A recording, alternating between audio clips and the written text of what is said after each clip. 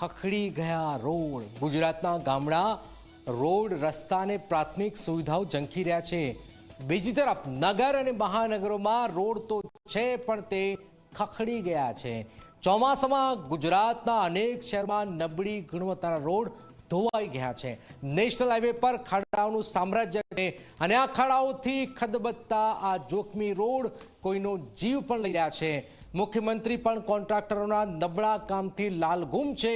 ત્યારે જુઓ ખખડી ગયેલા ગુજરાતના રોડ પર આ ખાસ અહેવાલ।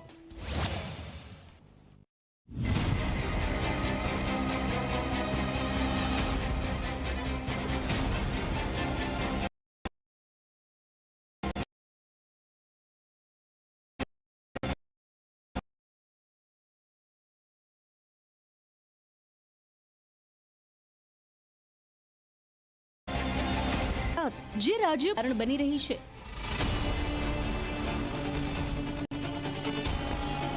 ગામડાઓમાં કાચા રસ્તા, શહેરોમાં ખાડાઓનું સામ્રાજ્ય અને મહાનગરોમાં ખખડી ગયેલા રોડ, આ બધું ગુજરાતની જનતાને હેરાન પરેશાન કરી રહ્યું છે।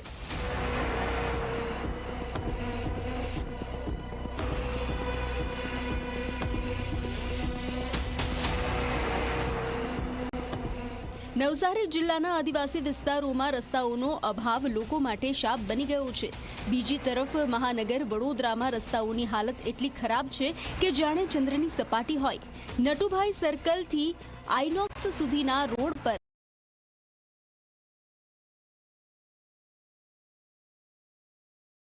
ખાડો કરવો પડે છે। બીજા કોન્ટ્રાક્ટર કેવા આવે છે એના પર ડિપેન્ડ છે। આ કોન્ટ્રાક્ટર એવું કામ કરે, બીજા કોન્ટ્રાક્ટર સારા લઈને કોર્પોરેશન પોતે ધ્યાન રાખીને કરે તો આ તો કોન્ટ્રાક્ટ આપી દે એટલે એ લોકો છૂટી ગયા। આ એરિયાના વોર્ડ ઓફિસર જોયું કે એના એરિયામાં કેવી તકલીફ છે લોકોને। એકચ્યુઅલી રોડ હતું નહીં, ખાડા જ ખાડા હતા। તો હવે બોલવાનું બહુ અઘરું છે કેટલા ખાડા હતા।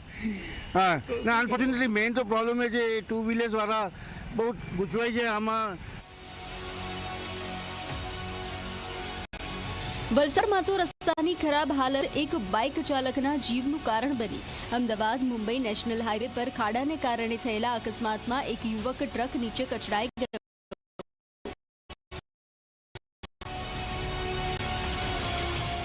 ગુસ્સે ભરાયેલા સ્થાનિકોએ નેશનલ હાઈવે ઓથોરિટી સામે વિરોધ નોંધાવ્યો, પરંતુ અધિકારીઓએ જવાબ આપવાના બદલે કેમેરાથી ભાગતા નજરે પડ્યા।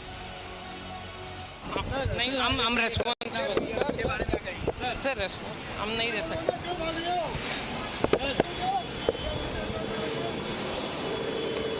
અને આ ભાઈની જેવી રીતે ટુકડે ટુકડા એમ્બ્યુલન્સમાં ભરાયા છે એવી રીતે ટુકડે ટુકડા મારા બી ભરાતા હોતે એક વીક પહેલા। અને ઇન્ટરવ્યુ બી તમે કરેલું હતું, સોશિયલ મીડિયા પર વાયરલ કર્યું, કોઈ ગોસિપ કરી, બધા પોતપોતાના એટલે નીકળી ગયા। બરાબર છે, આગળ બી કીધેલું માતાજીની કૃપાથી હું બચી ગયો હતો, પણ બધા વાળા નહીં રહેશે। રસ્તા ખરાબ છે, રસ્તા ખરાબના કારણે કોઈ ને કોઈ રોજ ના રોજ એક ઘટના હોય, કાંકરા પડી જાય, કાલ તો કોઈને એક્સિડન્ટ થઈ જાય। પણ રોજના કેસીસમાં કેવું હોય કે પડે તેવા ઊભા થઈને લોકો જવા માંડે છે, કેમ કે ટ્રકો આવતી હોય। પણ આ કેસીસમાં કેવું થયું કે જેવા પડ્યા તેવા ઉપરથી ટ્રક ચડી ગઈ। તો આ રોજના કેસીસ છે, એવા તો રોજના કેટલા લોકોના જીવ જશે।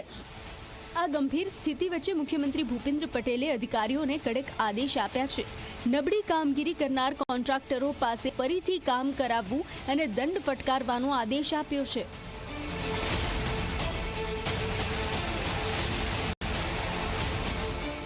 મુખ્યમંત્રીની સૂચના બાદ વડોદરા કોર્પોરેશન એક્શન મોડમાં આવ્યું છે। વીએમસી કમિશનર અરુણ મહેશ બાબુએ અધિકારીઓ અને કોન્ટ્રાક્ટરોની બેઠક બોલાવી। તેમણે સ્પષ્ટ જણાવ્યું કે હવેથી રોડ, પાણી અને ડ્રેનેજના કામનું રિવ્યૂ થયા બાદ જ કોન્ટ્રાક્ટરોને ચૂકવણી થશે। આ ઉપરાંત બેદરકારી દાખવનાર 10 એન્જિનિયરોને શો કોઝ નોટિસ પણ આપવામાં આવી છે।